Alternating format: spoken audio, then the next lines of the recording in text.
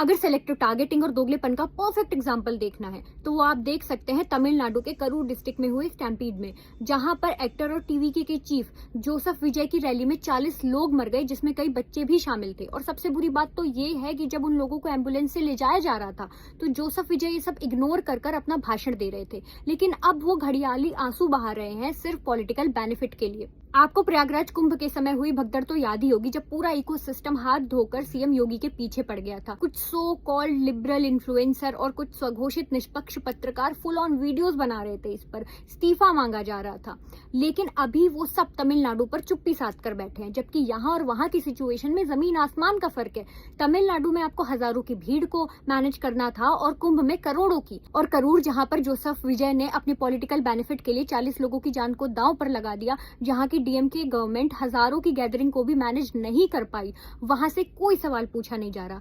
और एफआईआर में तो जोसेफ विजय का नाम तक नहीं लिया गया है। लेकिन जब अल्लू अर्जुन के टाइम पर भी ऐसा स्टैम्पीड हुआ था और एक महिला की मौत हो गई थी तो उनको जेल में जाना पड़ा था, उनको अरेस्ट होना पड़ा था। और राहुल गांधी और सुप्रिया श्रीनेत्र जो कुंभ के समय पे दहाड़े मार मार कर नौटंकी कर रहे थे, वो अभी चुप्पी साध कर बैठे हैं, क्योंकि तमिलनाडु में उनके अलायंस के साथ ही डीएमके की गवर्नमेंट है। जोसेफ विजय के नाम के आगे जोसेफ है, यहाँ पर उनका जो पॉलिटिकल एजेंडा है वो फिट नहीं बैठता, तो इसके अगेंस्ट वो कुछ नहीं बोलेंगे, क्योंकि उनके लिए लोगों की जान से ज्यादा इंपॉर्टेंट है अपना पॉलिटिकल एजेंडा। और जितने भी ये सो कॉल्ड लिबरल इन्फ्लुएंसर और स्वघोषित निष्पक्ष पत्रकार हैं, इनको लोगों की जान से कोई फर्क नहीं पड़ता। They really don't care about it. और जननायक जननायक बोलने से कोई जननायक नहीं बन जाता। कैसे जननायक हैं आप जब आपको जनता की जान की फिक्र ही नहीं है।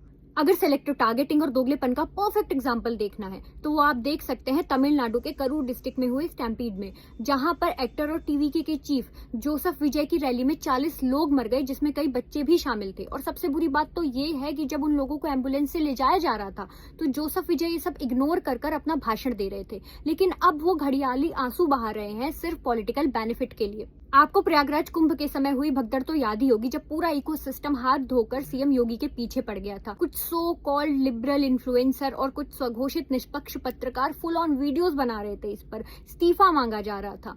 लेकिन अभी वो सब तमिलनाडु पर चुप्पी साध कर बैठे हैं, जबकि यहाँ और वहाँ की सिचुएशन में जमीन आसमान का फर्क है।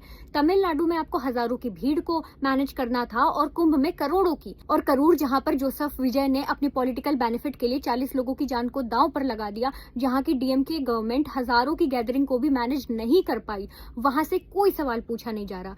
और एफआईआर में तो जोसेफ विजय का नाम तक नहीं लिया गया है। लेकिन जब अल्लू अर्जुन के टाइम पर भी ऐसा स्टैम्पीड हुआ था और एक महिला की मौत हो गई थी तो उनको जेल में जाना पड़ा था, उनको अरेस्ट होना पड़ा था। और राहुल गांधी और सुप्रिया श्रीनेत्र जो कुंभ के समय पे दहाड़े मार मार कर नौटंकी कर रहे थे, वो अभी चुप्पी साध कर बैठे हैं, क्योंकि